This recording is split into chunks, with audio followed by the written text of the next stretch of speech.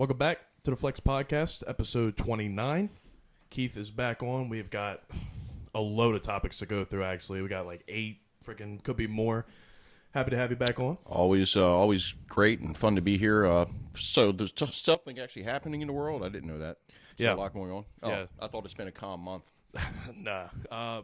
Shoot, where do we even begin? First, I just want to get into sports. Obviously, that's a big topic going on right now. Let's talk about the NFL real quick. Obviously, we got a lot. We got politics. We got all this stuff. But first of all, NFL season wraps up. We got the 2 number 1 teams playing right now. It's the Chiefs and the Eagles.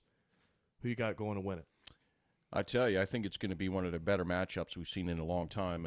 If I was a betting man, and I'm certainly not going to bet on this game, it would be definitely a flip of the coin. I'm going to give a slight advantage to Philadelphia at this point because I think they're fresher, they're healthier, and they've been playing at a high level now for 5 or 6 weeks. And you have to take in factor in the Mahomes injury. I mean, there's no getting around it. You know, how healthy is he going to be? Right. Because he's facing a tremendous front with the Philadelphia Eagles. But that's the only caveat to the whole game is the health of Mahomes. When he takes that first big hit, is he going to be okay? If he can't make it through the game, is his backup sufficient? So they have more question marks than the Philadelphia Eagles. I think that's what it comes down to. Did you expect to see the Eagles all the way up in the Super Bowl now? About mid-season, I thought they were capable of it. You know, the NFC was up for grabs for 3 or 4 teams. I thought the AFC was superior. But the Eagles have gotten hot, and they're very well coached, and Hurts has exceeded expectations. That's the key to that team. Yeah. They have talent all around them. Maybe the best offensive line in football, tremendous defense. They have all kinds of talent, at the skill positions. But I think what it comes down to is Jalen Hurts is as good as advertised or better than advertised. He's becoming an elite quarterback, and that's how you win Super Bowls. Did you think that Kansas City game with the Bengals, did you think that it went fairly well? Or fairly well as in, like, did you think that the refs ripped off the Bengals as much? There was a lot of controversy over that. You know, the Bengals had stopped them. This game was headed to overtime. And when you give Mahomes a second chance, which is essentially what happened, and he converts and then goes down and wins the game, that's got to kill you because you did everything you were supposed to do. I don't think that the officials knew what to call. I think they knew the call. Right. They knew what the penalty was, but they didn't know if they were supposed to have another down or not have another down. You know, and I think that that'll be reviewed by the league. Did it cost Cincinnati the game? Very well could have because you're dealing with Patrick Mahomes. Right. You know, you're dealing with a guy that you don't give a guy like him and Joe Montana and Tom Brady and about 25 others in history a second chance. And he's that good. So if you're in Cincinnati, if you're in the state of Ohio, you'll never forget that game, and it will always be a black eye to you on the league. I wanted to talk about this topic right here has been making me really mad. The Lamar Jackson contract extension. There's a lot of people talking about, well, you know, you can always franchise tag him, which I think would be somewhere in like $45 million a year that for the 1 year to franchise tag him. Obviously, he wants a guaranteed contract, but right now, the only thing I saw someone say $270 million with $250 guaranteed would be a really good contract for him. But for the Ravens, you gotta understand that not only will we spend a lot of money on Lamar, then there's no option to sign other top people. Like we were wanting to go after DeAndre Hopkins for our wide receiver position next season, but that could be questionable if we can't have enough money for him. Salary cap considerations. Which that did go up this year. The NFL announced it was like $224 this season. Okay. Or something. So it was like last week they just announced it, and it had went up. But still, I mean, that's a lot of money. But when you start thinking about contracts and salaries, you're not just thinking one season with everybody. You're thinking 2 to 4 years. Right. How's this going to affect us next year and the next year? And who can we draft? And how much is that going to cost? Yeah. My question is, you're the Ravens guy. He's coming off of an injury. This guy's been injured. Yeah. And he's a running quarterback. Still a tremendous talent. But is he someone that you would guarantee that kind of money to, considering his recent injury history? He's the face of your franchise now. Don't get me wrong. From a business perspective, the owners has to take that in consideration. Yeah. From a football perspective, you have to look 2 years down the road, I would say. Is this guy going to be healthy? We have a core around him. If we get a couple receivers, we can contend for a Super Bowl. But if this guy isn't healthy, what do we have? And you had to rely on Huntley, who had his moments, but he made the Pro Bowl, which he took everybody and yeah. And, I mean, so I don't know. That's a lot of money. Derek Carr wants to be traded, but whoever picks him up is going to have to pay that $40 million he's guaranteed. Yeah. So that's a big question mark in Baltimore right now. That's a huge decision to make because it's going to impact you for the next 5 years if you re-sign this guy at that kind of money. Exactly. And I think, and coming from a Ravens fan, I ups and downs with Lamar, but I think like RG3 said, remember RG3 when he just put a brace on his knee and just went out there and played it, and it ruined his career. It was terrible. And then now Lamar did the same thing, but didn't do the same thing, but had the same type of injury and didn't put a brace on and play and took it off. And you have RG3 coming out and saying, like, that was the greatest move he could have done, was to not go out there and play, and it could have ruined his career. And now, if you would have looked at our team before he got injured, we were dominating teams. Now, were we losing games that we blew in the fourth quarter? 100%. But could we have beat the Bills? Yes. Could we have beat the Dolphins? Yes. Should have. Both. Right. Both, we beat the Bengals when we had Lamar. I'm telling you right now, if we would have had Lamar Jackson in that first playoff game this season with the Bengals, we would have won that game. There's no questions asked. He's got way more experience. Even though he's 3 games in the postseason, he has way more experience than Tyler Huntley, and we would have won that game. They got lucky on a drive, the jump over. Yeah. Got punched out. What's your feeling? What's the organization, the vibe of it? Are they going to pay this guy? Well, first of all, our whole organization needs to rebuild ourselves, and not player-wise, our staff. Our staff is horrible. We've had injuries with our fitness coach. We've had injuries with our what was it? The other one, I can't remember his name. But our offensive coordinator, Greg Roman, was absolute trash last season. Our defensive coordinator, McDonald, is perfect. Okay, he is good. I would like to have seen us get Sean Payton before the Broncos and all these other teams are looking at him. I think he would have been a little bit better than John, but I still have faith in John Harbaugh. Yeah, John has a record now. They're not going to just get rid of John Harbaugh. And he's too close he's a good coach. Yeah, and he's close with Eric, so, I wasn't surprised by that. But we got to really look at this this offensive coordinator position and really it's going to go either one or two ways. My thing is you figure out what you're doing with Lamar, then you get an offensive coordinator, because you don't want to get an offensive coordinator that's pass-heavy and then re-sign Lamar, and then you try to, fix up. Okay, well, he's a pass-heavy offensive coordinator, but you got a quarterback that's a run-heavy, which Lamar can throw the ball. He can throw the ball. There's no doubt about that. He's inconsistent. 80% of the time he's hitting his shots, but still, it's just. He's a great talent, and he's a winner, but the injury history, and he's a running quarterback, and it's going to happen again. Yeah. The guy is going to get hit, and he's going to get injured, and you're sitting with all that money. Would I re-sign him? Of course. If you get him a receiver, if you get him a Hopkins, your team is a Super Bowl contender. Yeah. If they're not already. But I'm not the owner, and that kind of money, like you said, when you start doing the $250, $270 million, when you're guaranteeing $45 million, it's not just impacting one season. You have to think 2 to 4 years down the road. So it's a tough decision. But let's look at it this way: what if you don't? Who do you have? I know Huntley's a serviceable backup. Which then we have to re-sign him next year. So we would have one more season with Huntley. Do you go after Derek Carr? Maybe he's a better fit for that. Or do you draft? Do you? But then you're paying the same money, right? At least for one season. Well, here's how I see it playing out. Right. If we do not re-sign Lamar, we will obviously trade him. We're not going. We could franchise tag him, but let's just say we don't franchise tag him. We will then trade him for multiple first-round picks, possibly a great wide receiver. I could see Brandon Ayuk coming over from the 49ers and trade it for some draft picks. Now, I don't know if they have a lot of first-round picks, but one with Brandon Ayuk, that's a top star wide receiver. But if we were to get multiple draft picks, we would go for a quarterback in the first round of this upcoming draft. And that's the way the NFL, with the exception of Green Bay and New England for years with Brady and about 4 other teams, it's a 2 to 4 year league, no matter how good your quarterback is. And no matter, he might be in his prime, but that's when you get trade value for him and you start to get draft picks. Yeah. So who knows? That's a tough call. He's one of the most talented quarterbacks in the game. He's a winner. He's injury prone. He could be inconsistent. I don't know if he's worth it. I would sign him because I don't have anything else. I'm not going to take a team that's built around him already. They, with the exception of wide receivers, which they don't have.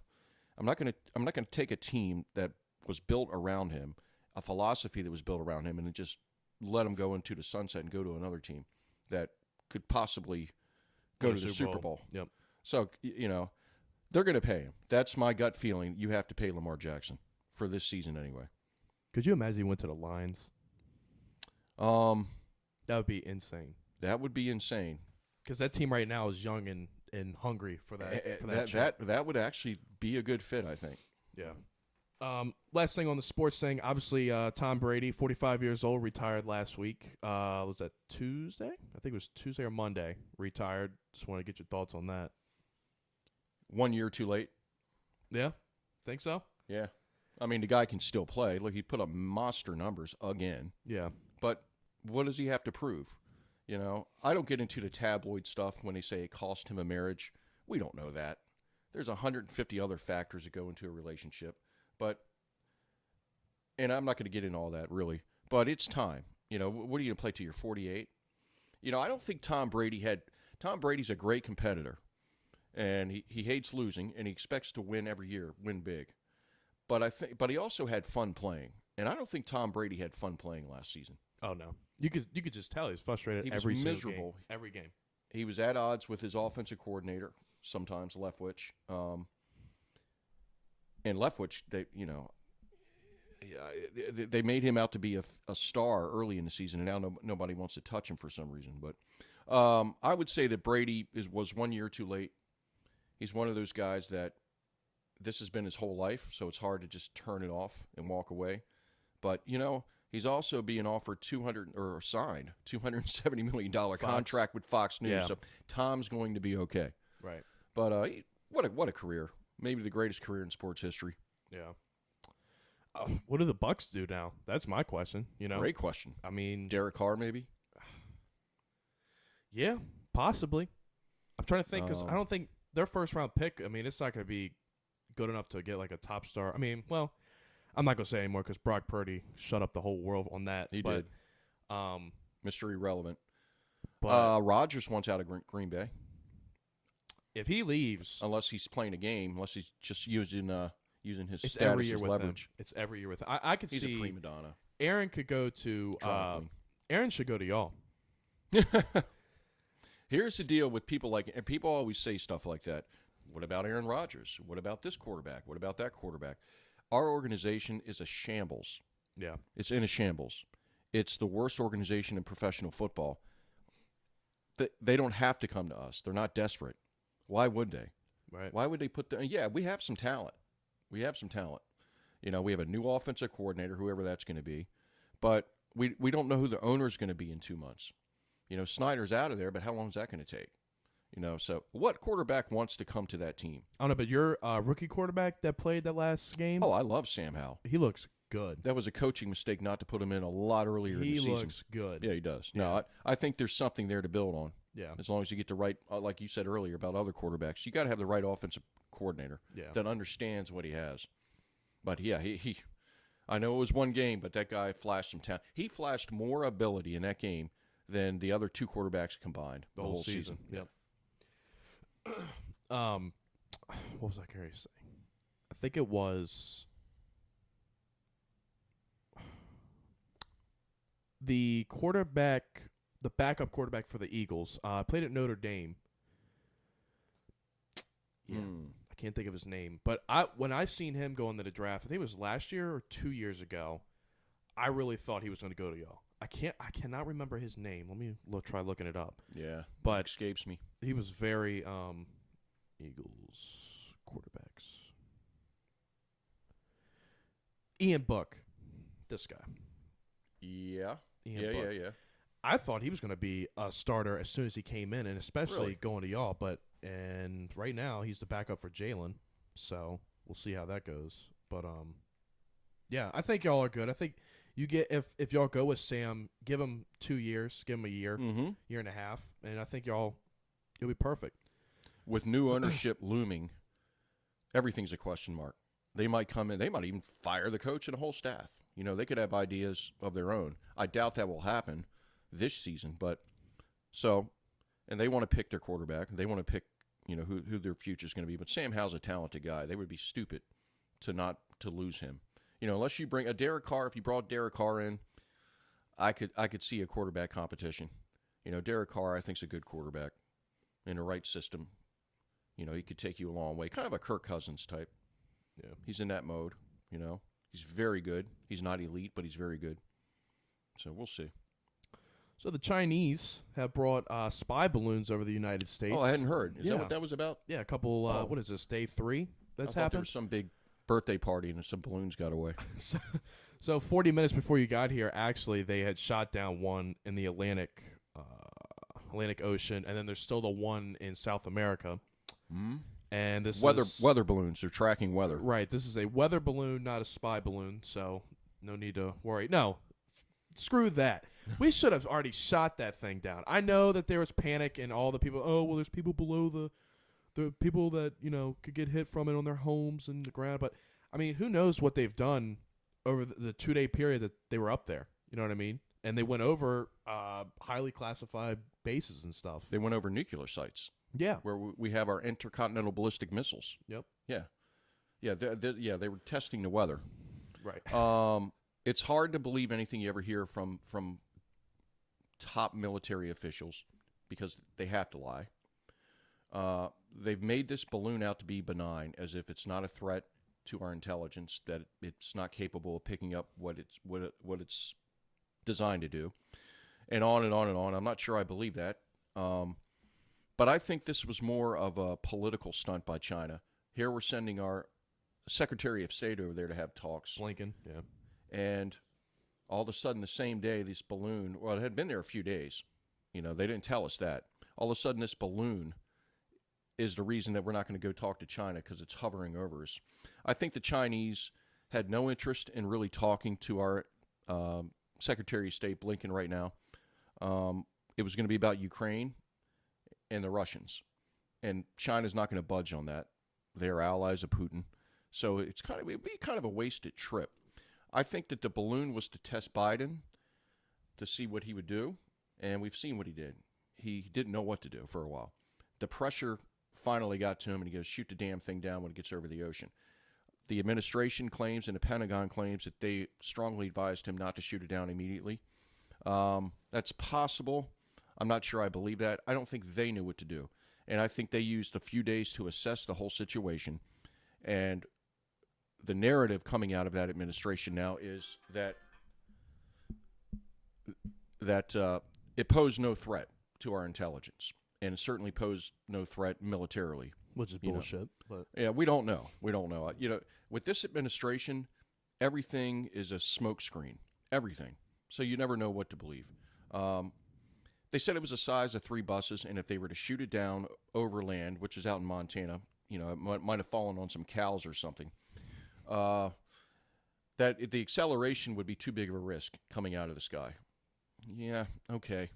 I guess I'm buying that. There's a lot more to this story. But we did shoot it down. That's good. I just hope we can gather it for intelligence. Well, I wanted to ask and see if you had heard of the U.S. Navy general on the Chinese, that we would be going to war with them. Yeah. Did you hear about that? Now, listen. This man needs to be listened to. He said this a week ago. Yeah. A week ago. And people laughed him off, including Democrats, high-level, and Republicans. They're like, yeah, that's an exaggeration. We're not going to be at war with China. And then a week later, they're flying over our airspace with a spy balloon. They're flying in south. They're preparing for something. The Chinese don't do anything by accident. Right. I think that this general needs to be listened to. I really do. Because he said they're preparing for something big. It may not be immediate war with the United States, but if they start messing with Taiwan and Japan we're obligated to protect those countries. Yeah. And it would lead to war. So he knows a lot more than anybody else would ever know about what they're doing out in the Pacific, what their plans are. He's been watching them for years. He's probably seen something that looks like an escalation, and guess what? It looks like an escalation. They're doing something different now than they were a year ago. So, well, there's the Guardian put out this. It says a leaked memo from the U.S. 4-star general saying his gut told him that the U.S. would be at war with China in 2025 has prompted warnings about the danger of undisciplined predictions of a Taiwan Strait conflict. And he said, and I quote, "I hope I am wrong. My gut tells me we will fight in 2025. President Xi, or whatever his name is, team, reason, and opportunity are aligned for 2025. Well, I tell you what, it doesn't seem so crazy today. And that was a leaked memo. That wasn't something he just publicly said. Yeah, he didn't go on MSNBC or Fox. Right. So that's even more of a warning. But here we are. And he has a hell of a lot more intelligence than most people will ever have. Right. So he sees things. He's seeing the Chinese move in a direction that they hadn't been moving in. And I think that's what he's trying to say. Like, they're positioning themselves for something big, And we can get into reasons for that. And it does matter who's sitting in the White House, because I think the Chinese calculate that now's the time. Biden's either not going to win re-election or not be around as president again. So let's do it now. Let's go while we have the old weak guy in the White House. Yeah, he's got a 53% disapproval rating right now. Yeah, well, depending on what poll, it's even higher than that. But the thing is, they look at weakness. In America, we don't think that way. The Russians, the Chinese, the Iranians, they look for weakness. And they think now's the time. They couldn't do it under Trump. They really couldn't do it under Obama. They look at Biden as a guy that doesn't have all his marbles together. He's afraid to make big decisions, and he's beholden by the far left of his party. And he's afraid that any kind of conflict will mess up his economy. On and on and on and on and on. So Joe Biden, to me, is the guy that the Chinese look at as a once-in-a-lifetime opportunity. I don't think it's an accident that all of a sudden they're being more provocative in the Pacific, on the Taiwan Strait, spy balloons hovering over America and in South America. There's no way it's just a coincidence. So the general might be right. I don't know if we're going to have a full-fledged war, but the Chinese are planning something. Because 2025 we would have a new president by then. Yeah. That's what I'm saying. They're looking at that right now. Now's the time. Right. If we're going to do it, now's the time. Because if let's just say Biden does run for re-election, he gets in, then that I wouldn't be surprised if they started doing intense what's the word I'm looking for? Like what they're doing now, you know what I mean? Just intensifying it. Yeah. Well, since he's been in office, people talk about this damn balloon. They've been doing a lot more than that.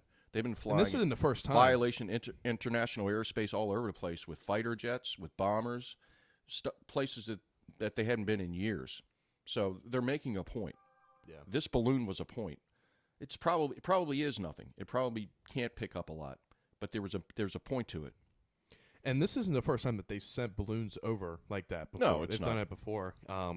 But I think the timing of this one, considering we were leaving to go have talks with them, and all of a sudden this balloon, if the Chinese were serious about those talks and they really wanted to sit down, that balloon would have never been in our airspace because they wouldn't want anything to get in the way or disrupt it. Right.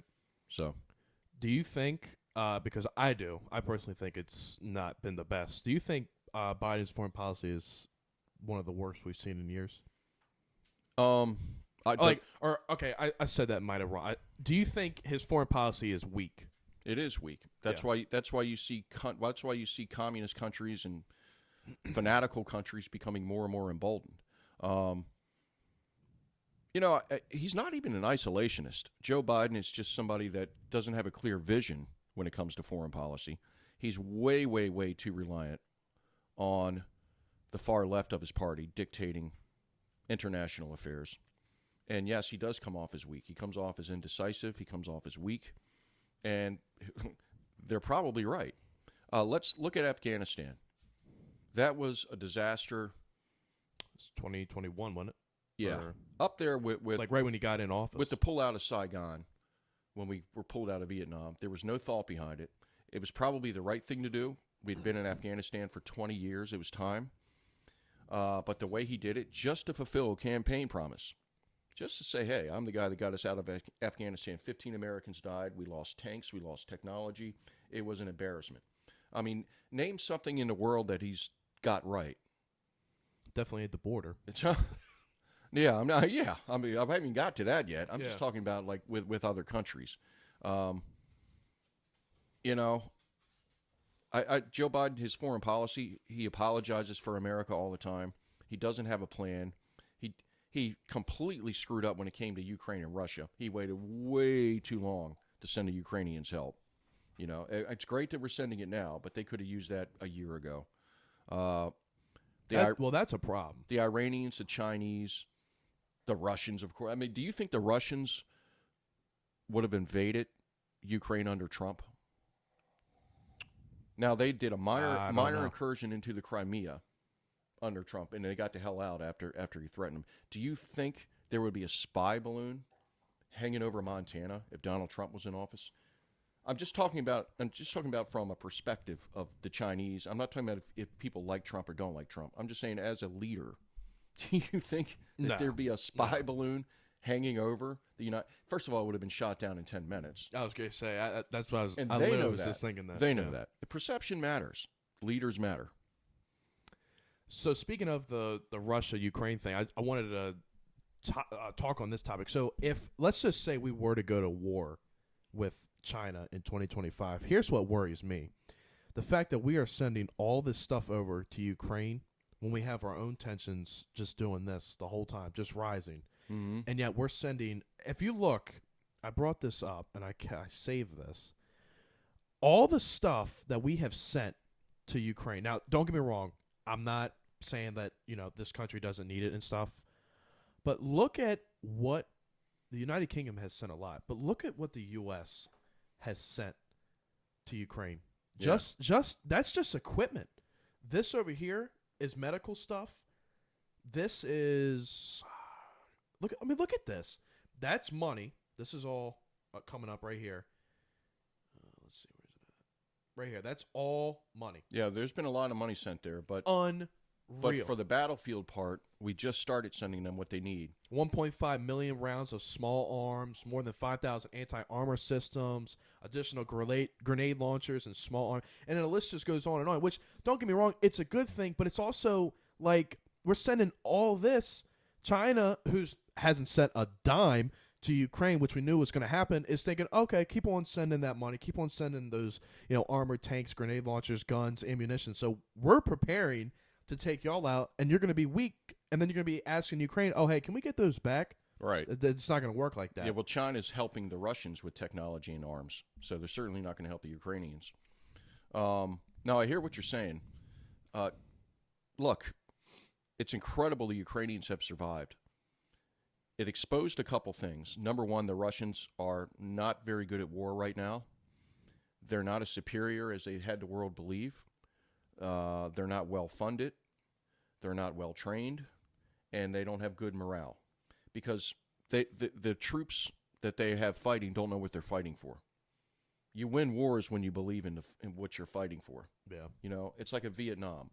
What are we here for? What are we doing? When you ask young people to go die for you, you got to give them a reason to die for their country. So the morale is terrible with the troops. Some of them they're starving. They can't get the supplies they need. The weather's been terrible, of course, in that part of the world. And Putin miscalculated the resolve of Zelensky and the Ukrainian people.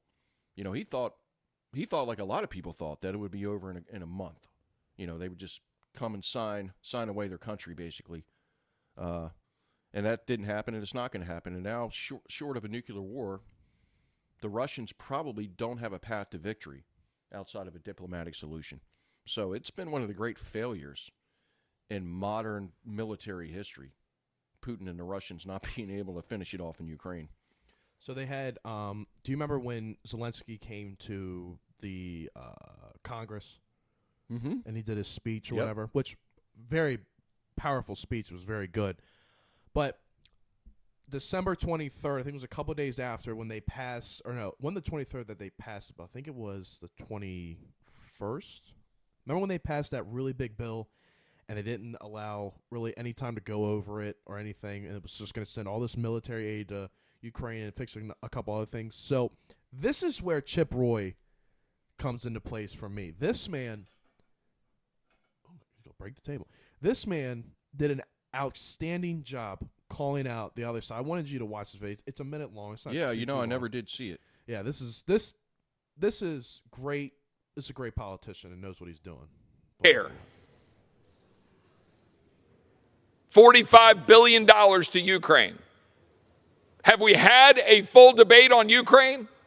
Or did we take $45 billion of funding for Ukraine, package it on a $1.7 trillion bill, invite the president of Ukraine to address this body for theatrics heading out for Christmas in order to jam through a big spending Democrat priority bill that the American people resoundingly rejected in November? For 70 years, this body, when we've had a transfer of power in the Senate, we have not done this in a lame duck. Yet that's what my Democrat colleagues are doing. There are consequences to this. You can't go out and talk about inflation and talk about what the American people are feeling right now when they're trying to fill up their tanks with gas. They're trying to have presents for their families. They're trying to pay their bills. It's around the Christmas time. And then come here and dump hundreds of billions of dollars into the economy while the Fed's raising interest rates and people can't afford to buy homes and they can't live, and say you're doing the people's work. Yeah. Pretty much nailed it. I mean, he did a lot more than that, but Yeah. that everything he said was true. Where's he out of? Texas. He's what is he? He was the chief of staff for Ted Cruz, which I cannot stand him, but I'm not a Cruz fan. but he was the chief of staff for him in 2016, and then he went and ran for his own.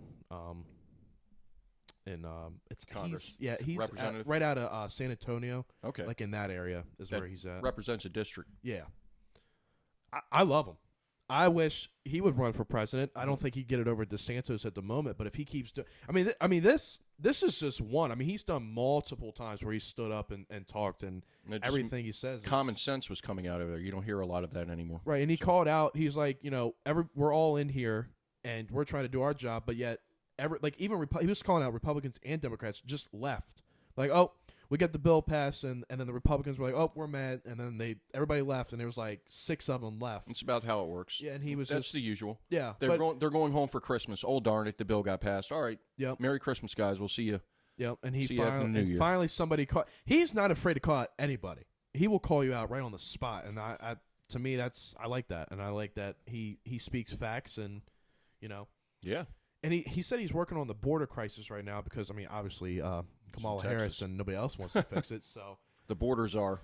Who's never been to the border yeah, it's won't acknowledge the border. two things right now are really scary. The mass shootings that we had in January, it's only we've been 1 month in to 2023, and here we are with those. But then the what is it? The drugs coming in from Mexico. Fentanyl. Yes, the fentanyl crisis. That's is killing through the people roof. that don't even take drugs. Going through the roof. We're not fixing it. So No, there's nothing to see there. We were told it's not a problem. It's a propaganda game by Republicans. I just want to know why we haven't. Every time they ask the White House or bring it up, I've never heard. And this is why I want to hear in the State of the Union coming up on Tuesday. But Biden has never, and Kamala either. This was her project, I thought. Right. And neither one of them talk about it. There's a good rule in life. Don't give Kamala Harris projects. Obviously. She wasn't qualified to be the border czar. Why? What qualified her to be the border czar? I have no idea. I mean, it's insane. She didn't want it. She's sick of the administration because she has higher aspirations, and she's afraid she's going to be tainted by this, and she will. But forget that. Forget her political ambitions. Who the hell would put her in charge of border security?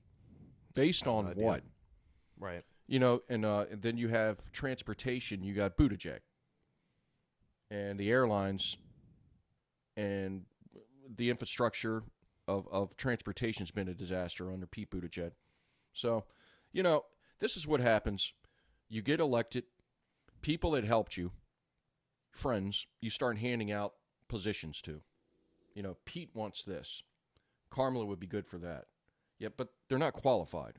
They're just friends. Yeah. They just helped you. They may have donated. It makes to you look good. They may have campaigned for you. Yeah. You can't just hand important positions to people because you like them or you think they're going to help you politically. This is serious stuff what's happening at the border. I mean, we've never seen anything like it, and they won't do a thing about it. They will not do a thing about it. I mean, when Trump was in office, that border was fairly secure. Now, build the wall, that was stupid. That was never going to happen. It wasn't going to be funded anyway. But the customs and the people at that border were allowed to do their job. As soon as Biden came into office, with a stroke of a pen, he signed executive orders basically saying lay off. And what's behind that? The far left. The far left in this country says that's inhumane, it's racist, let them come in.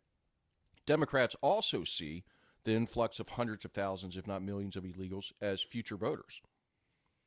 I mean, that's just no getting around that. So, and they hate Texas. Texas is a red state. It's a state they'll never win. And they don't care if it goes to hell. There's a lot of factors there. Does it look like they have any urgency to stop this crisis? No. To even, put a Band-Aid on it? Nope. They don't even acknowledge it. They're too involved in socialism. That's what really. Yeah, they are. Foreign policy is out the window. The border's out the window. Gun violence is out the window. Like all this stuff. I tried looking through about what Biden has done so far, and you always can't trust what the White House puts out. But their main thing that they did was sign the Inflation Reduction Act. That increased the deficit. And improve health care for veterans. Okay. And I think it's such a strange name to give something that increases the debt and makes inflation worse. But that's why they name it that, so they can take it's the largest spending bill. I just wanted you to see that. And they didn't mention that it was an absolute disaster. Afghanistan. Yeah. Yeah. And they ended America's life. See, you know what I mean? Like they try to every even Trump did this too. He had a great Medicare. He didn't even have a medical plan, but they all every president tries to shape it in his way. Yeah. Well, if you're really looking for something from Biden that he can hang on to, every time the guy has a good jobs report, and he's had 3 in a row with unemployment, and this one was really good, added 500,000 new jobs, quote unquote. Every time he has something like that, he has his document scandal, then he has a spy balloon, so it takes away his big day to break that news, We obviously need change in not just the White House, but in D.C. in general. Huh. So I just wanted to ask, who do you think, if you were to pick a Democrat and a Republican to go against each other for the next presidency, and they may not even want to do it, or they haven't announced that they're going to do it, but who do you think would benefit? If either one of them got it, you'd be like, okay, we're going to be okay. First of all, I think Governor DeSantis of Florida has been incredible. The way he handled COVID and the way he's handled immigration has been phenomenal. He knows how, and his state thrived during the lockdown because he didn't follow all the rules. They weren't as locked down as everyone else. They were the first to reopen. He took all the mandates away, and his country did well, and schools were doing better, and on and on and on. So, he's an impressive candidate. I love Nikki Haley. She's kind of cute, too. But I could see her and DeSantis as a ticket. Nikki Haley. I cannot. South Carolina, and that's an important state. If you didn't win South Carolina, if the Republicans don't win South Carolina, they won't win the presidency. So I think DeSantis and Haley is a ticket. Now, Haley's going to run for president, but she's not going to get the nomination, and then she should jump on board the DeSantis ticket. So that's a Republican side. The Democrat side is so up in the air. I doubt, even if Joe Biden magically finishes off with a decent administration. He shouldn't. Just say in a hypothetical that he does. The Democrats don't even want him running. Yeah. Okay. So they're going to find a way to replace Joe. why do you think that we have this document scandal? Where do you think that came from? That didn't come from Republicans. Where out of the? Oh, you mean his classified documents? Yes. Oh, Where do you think that came from? It wasn't the Republicans didn't leak that. Somebody around Democrat. Joe Biden leaked that, and his attorneys went crazy and went running to all his homes, and it said we better make this public. You know. well, so I mean, I the can't point even lie. being, Though. I don't think they want Joe to run. Oh no. So, No. who do you think's going to run then? It's not going to be Joe. Harris wants to, but she'll be damaged goods. You got Manchin in West Virginia, but I don't know if he wants to run. And he might even switch over to the Republican Party. He was talking about it. Buttigieg will probably run again, but he's damaged goods. He's been a disaster.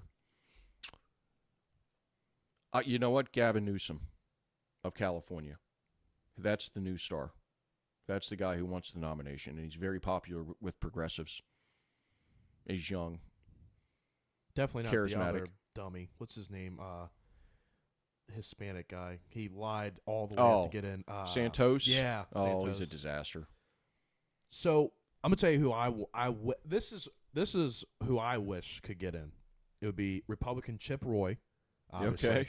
Or DeSantis. I mean, I could see DeSantis or Hogan, but I doubt he's not good. But Good guy, was a good governor in a lot of ways. He's not presidential material. I wish it could be Chip Roy and good old Bernie Sanders. 81-year-old Bernie Sanders. Old cottonmouth, old socialist, huh? I'm telling you right now, you can say what you want, but when you sit down and talk to him, he at least explains what he's going to do. Oh, no, he will. You know? Oh, he'll tell you. He's probably the most honest politician in America. But what he says is so scary. Well, I knew you would say that, so I wanted you to watch this. He did a thing on his Medicare thing. Okay. Yeah. I do a good impression of him, by the way. Wallet. And yet they guarantee health care to all of their people, and they spend one half of what we spend. That's kind of what I want to do, and I don't think that that's terribly radical. We have a program now, which everybody knows. It's called Medicare. It was started by Lyndon Johnson back in 1965.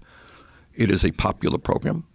All that I want to do over a 4-year period is to expand it. Today, eligibility age is 65. I want to take it down to 55, 45, 35, everybody over a 4-year period. That's about it. And I want to expand benefits to include dental care, hearing aids, and eyeglasses as well. That's about it. Not too radical. That doesn't sound radical at all. Now, when you say that Canada spends less, obviously they have less people. You mean less per capita? Yes, half per capita. Exactly, per capita. And the quality of care is as good or better. Do they have problems? Yeah, they have problems. Everybody has problems. But overall, the healthcare experts will tell you the quality of care there is as good or better. Yeah, again, Bernie will tell you what he thinks. Now, what Bernie Sanders is talking about is government-run health care across the board, like Canada has. Yeah. Okay. He's a socialist. This is a guy that had his honeymoon in the Soviet Union. Okay? That's how much he loves socialism and communism. Government is his God. That's what he's talking about. It started with Obamacare. Now, Barack Obama knew that the country wasn't quite ready for socialized medicine's completely government takeover, but Obamacare was real close. And that's where he's going. He wants everybody to be in the same pool. You have no choice. When the government starts dictating your health care, you go to the doctor that they tell you to go to. You know, it's not just about everybody having Medicare. It's not just about free visits to the eye doctor. Somebody has to pay for that. Taxpayers have to pay for that. And you don't have a choice a lot of times as to, you might be comfortable with your physician. Not anymore. And you start getting watered down care because everybody's in the same pool. Everybody goes to the same places. Everybody goes to the same centers. That's what he's talking about. Does it work in Canada? Man, geez, I don't know. Why are they coming to the United States for medical care? Why are Venezuelans coming, and they have socialized medicine? Why are they risking their lives to come here for medical care if government-run insurance is so great? But that's his big thing. It always has been. And that's the linchpin of socialism. If you can control people's health, then you can control just about everything else. Bernie Sanders doesn't think you should have a choice. He thinks that the system is rigged and that bureaucrats and government officials have to level the playing field. There's no such thing. There's no such thing. And it would bankrupt the country We're almost bankrupt anyway with that spending bill, but it would really bankrupt the country. It would be a massive, massive, massive undertaking as a financial burden on the system. The free market would be done. It would have to pay in taxes just for the healthcare system. There's 380 million people in this country right now. 10 years from now, we're going to be well over 400 million. You think we can pay for everybody's insurance? So here's what I want to know: if we can't do it free for everybody to go to the doctor's office, then what possibly can we do to make it so that people that are actually in need can afford it? So, like, here's my thing: why is medicine over $45 a pill in one jar, which is over $400 just for meds? That's only for a month, maybe 2 months. You know what? If you're taking it daily. You want to know what brings prices down? And prescription drugs are out of control. Your average person, if they don't have the right insurance, and he's right about that, cannot afford it. Some people cannot afford to live. Literally, they cannot afford their pills. Yeah, it's ridiculous. But the free market takes care of that. If the government gets out of the way, then you have competition, and that's when prices come down. First of all, poor people do get help. Nobody's against that.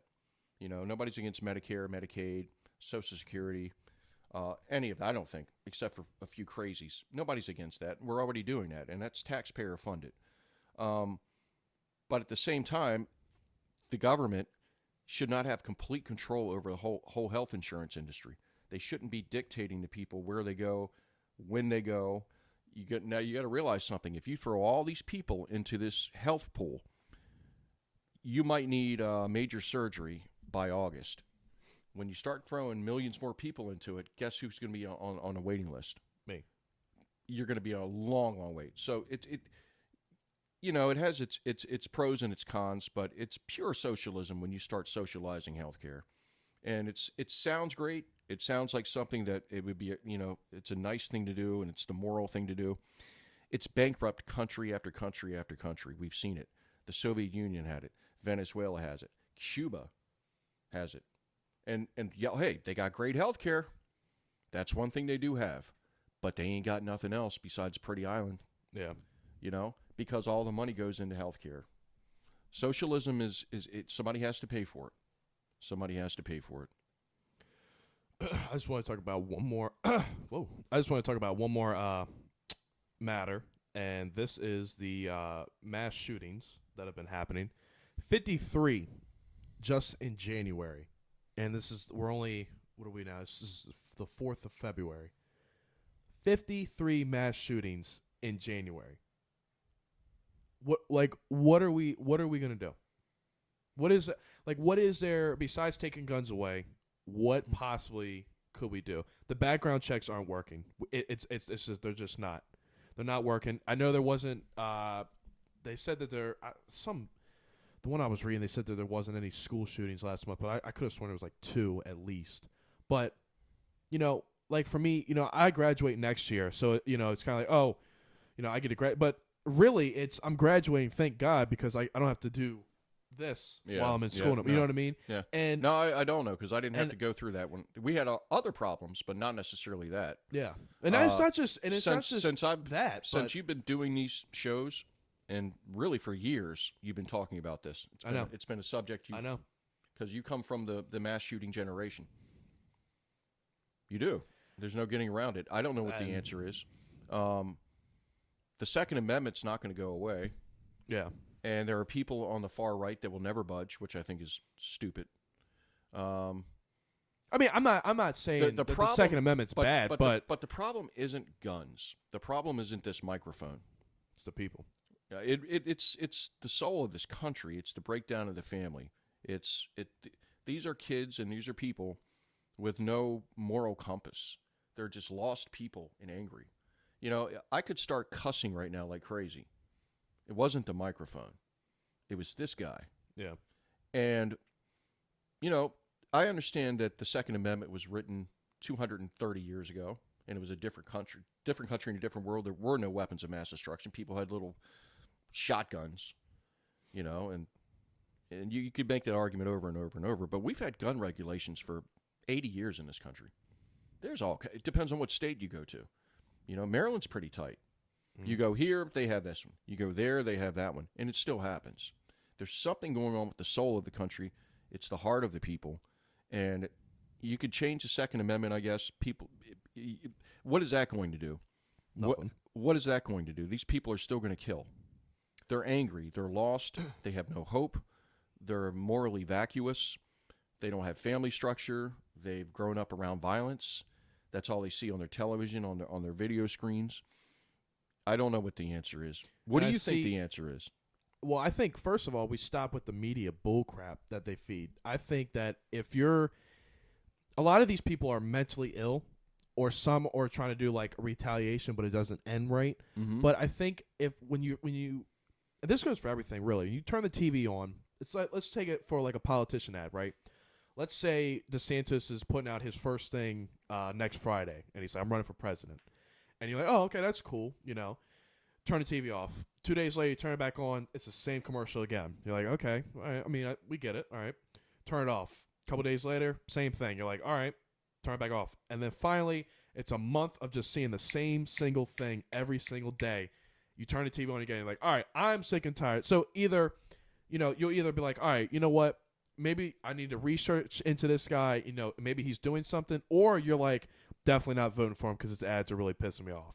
Okay. So I think it's the media and and like all this internet stuff is feeding this nonsense into the kids. Like, if you need help, blah, blah, blah, do this. That's good.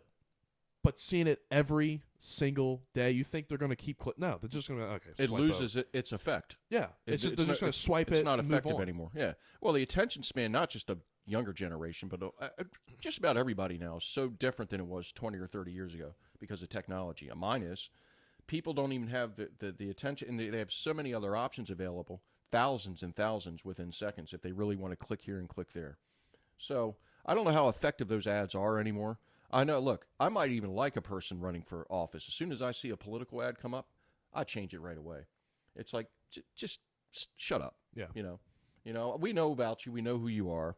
Don't sit there with your family and your dog and tell, please. Nobody buys that crap. Oh, you talking about the one with all the guns and stuff?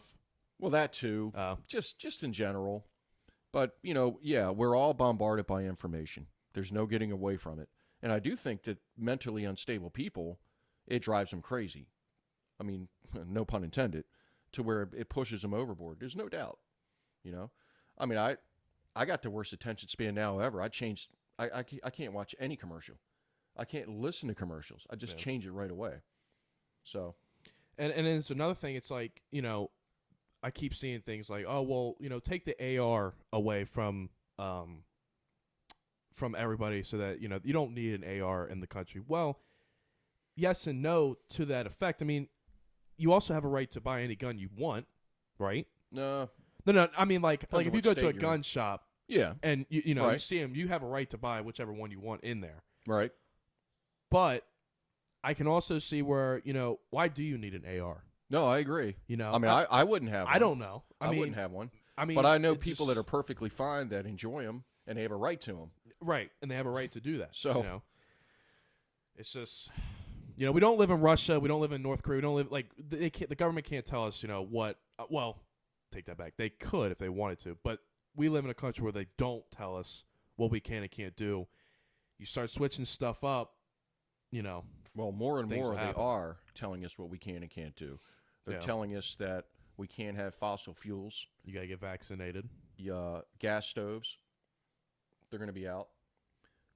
There's all kinds of things they're telling us to do. I did my research on that because we always talk about fossil fuels and the environment stuff. Did you know? That was a bird. Did you know that every person that talks about, we need to do better in the environment, which I think we do. I think it is something. But I'm for clean air. What is really crazy is the people like the one that owns Microsoft. Yep, the billionaire. I can't think of his name. I forgot. All right, so let's just take so you got like Biden, you got that little girl that's always talking about the climate that just got arrested. You got Pete Buttigieg, like all these people.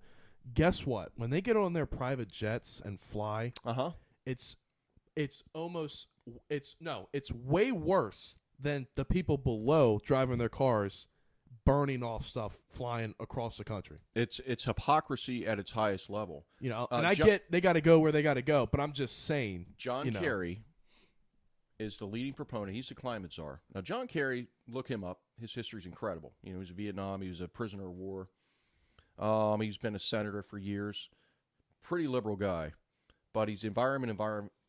Him and Al Gore, and he travels the world in a private jet.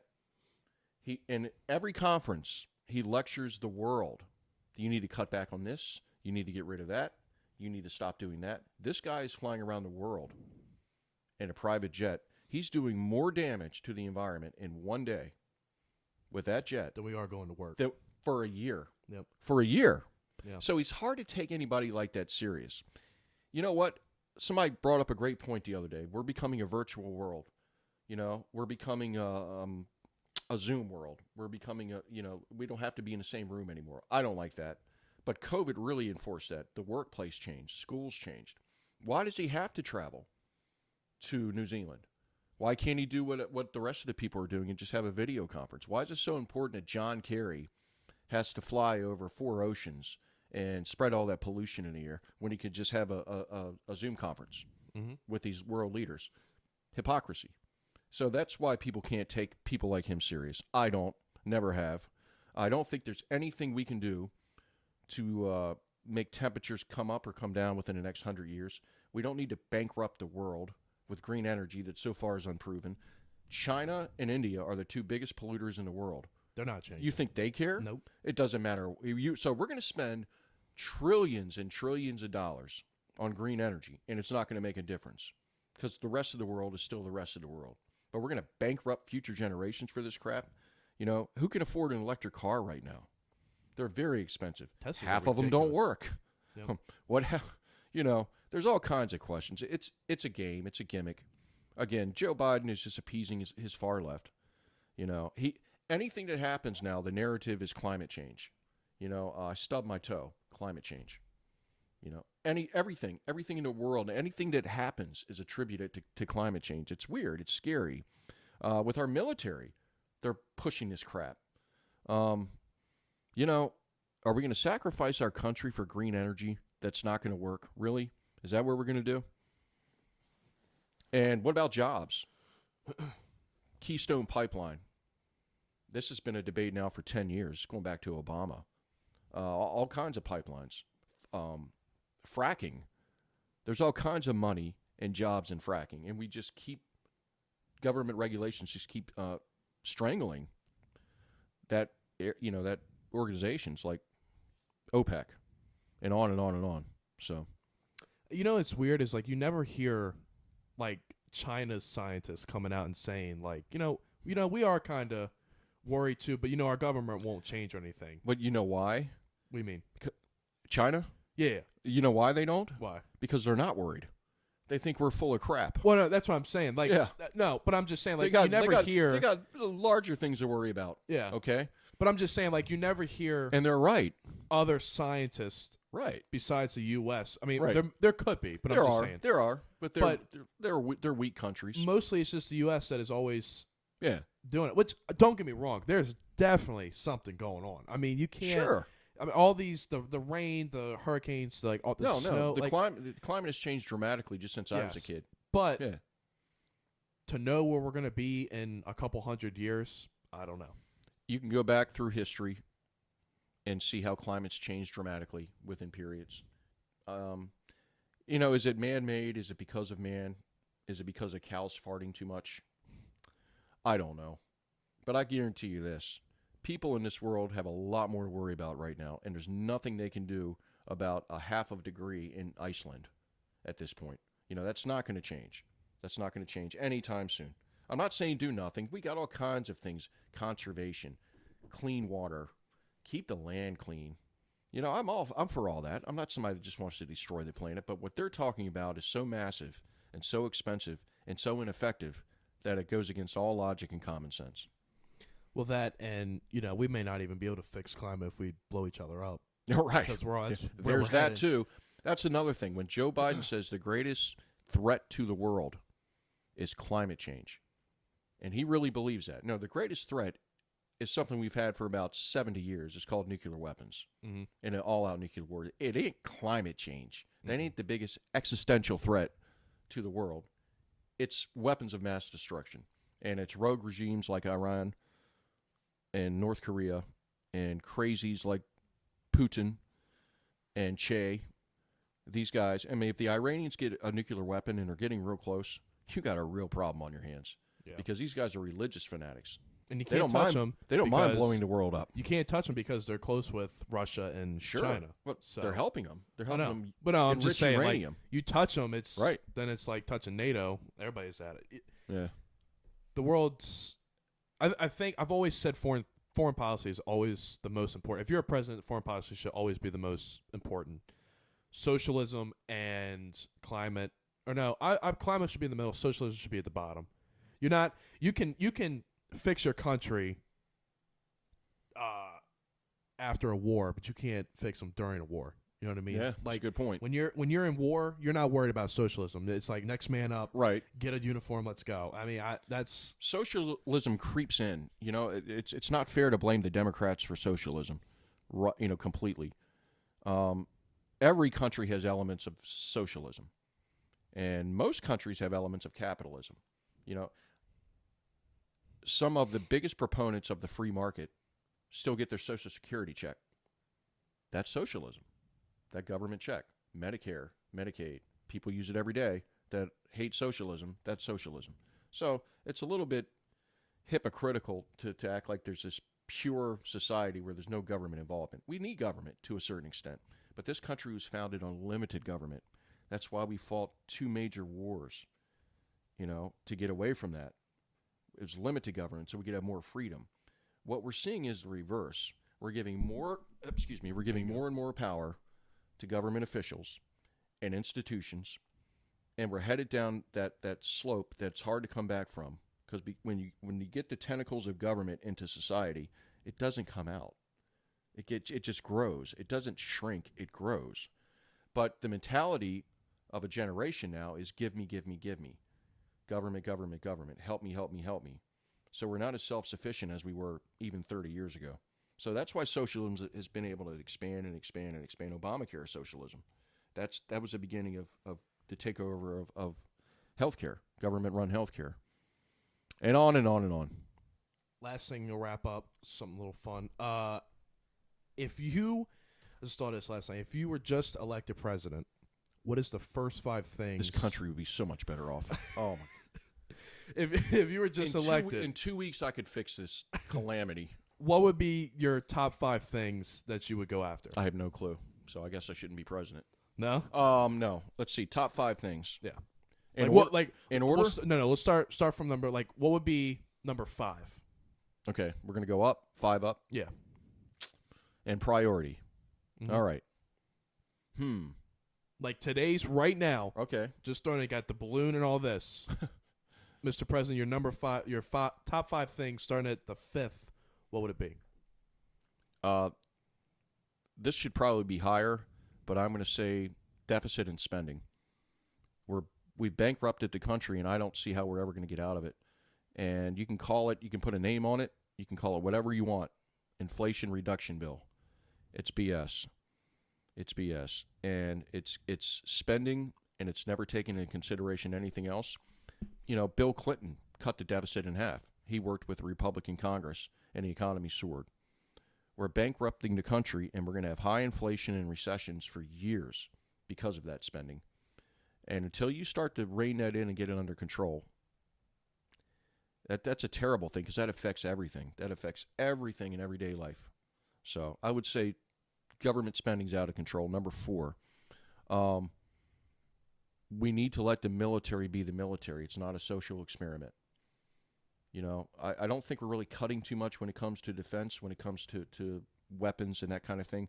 But the military, I believe they said that signing up to serve is down like 40% than it was 10 years ago. There's a reason for that. First of all, you have a whole generation of kids that's been told the military's bad. Bad, bad, bad. Yeah. Number 2, they're doing weird stuff. They're starting to push transgenderism. They're starting to push all kinds of social things that is so anti-military. Like, just the thinking of it doesn't make any sense. And again, that's why the Chinese are laughing at us. You think that their armies are worried about Ted becoming Mary? No. No. So that's another. Leave the military alone. Let them be the military. Number 3, schools. And this is probably more important than anything, but I'll say number 3. Number 3, education. Education, more at the university level. You're in high school, so I'm speaking out of my butt a little bit, and you might be going to a great school. But what are we teaching our kids, similar to the military? Are we teaching them enough academic stuff, or are we shoving social values down their throat? All the norms of society are being destroyed by public education. What used to be normal, common sense normal, just you're a boy, you're a girl. It's okay, history, eradicating history. You could talk about slavery, but you got to talk about it. Let's not go around taking monuments down. Let's not go around destroying textbooks. Let's not rewrite textbooks and sanitize them. Don't hide it. That's what the Germans did. That's what the Russians did when they were coming along. They hid history. No, we need to teach history, not hide it, and don't twist it for your social activities. Number 3. Oh wait, no, that's number 2. No, it was we did military education. No. The first one was like the money you said. Oh, deficit. Yeah. Oh, so where we're at number 2. Yeah, we're number 2. Oh, you're right. Okay. Yeah. Number 2. Social media, the media in general, is so powerful, more powerful than the government in a lot of ways, and they work with the government. And I think that's why you saw so many people going crazy when Twitter got bought out. They are so, like you were saying earlier, the media, especially social media, is so influential. And liberals usually control the hierarchy of social media. So we're starting to lose free speech. Donald Trump was kicked off of Twitter for being a little bit provocative. Now, there are people that get on Twitter every day that say things that you wouldn't believe, and they don't even get even noticed. They just get it removed. But we're starting to censor speech. If you say that, you're not only wrong, we hate you, and we're going to shut you down.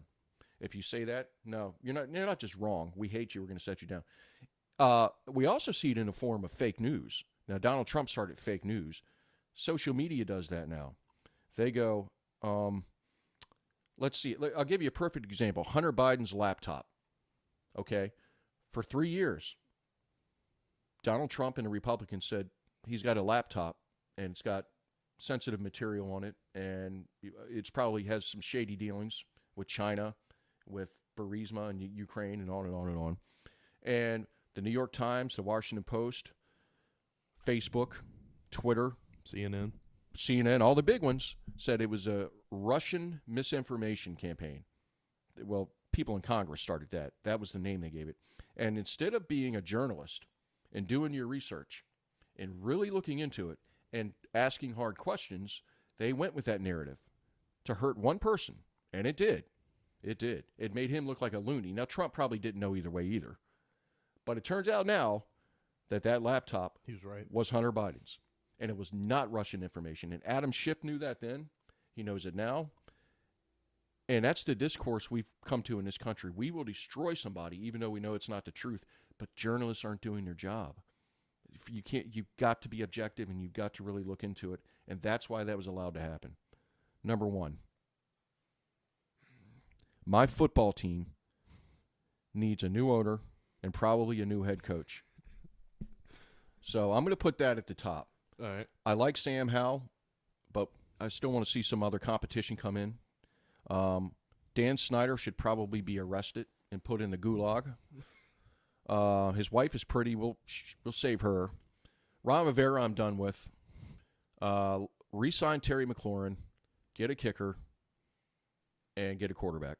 So that's number 1 for me. All right. That's how you save the world right there. There you go. Ended with football. Thank you for doing this. I couldn't think of anything else. No, you're good. Should have stopped at 4. Thank you for doing this, though. This is another good podcast. Episode 30 will be probably in a couple weeks. Damn, has it been that many? Yeah. Wow. Yeah. But we were kind of all over the place today, but we were passionate. Well, shoot, there was so many topics we had to talk about, and you know what we didn't really get into? Kevin McCarthy. Well, yeah, that one too. Well, and again, people are tired of hearing about it anyway. Yeah. Document scandal. There's so much there. So much Biden's? There. Yeah. Yeah. Yeah, I mean, there's so many. And it's not just a document scandal itself that they're in his home. We'll get into this some other time. It's how, what, where, when, why. Right. He said it's just in my Corvette. It's all right. What's wrong with y'all? It's locked up. You think I let my that Corvette's always locked up. My documents are right next to it. Yep. They're what? It's the dumbest thing. The only thing I could say about it is there was two different ways that it was handled between a former president and a president. Republicans have the House now. The DOJ is going to have to sit down and answer that question. Mm-hmm. And that's coming. Was it handled different? Holy smoke. Yeah. In many, many ways. But we'll get into that some other time. Yep. But it's been fun, man. Yeah, thank you. I really appreciate it. All right.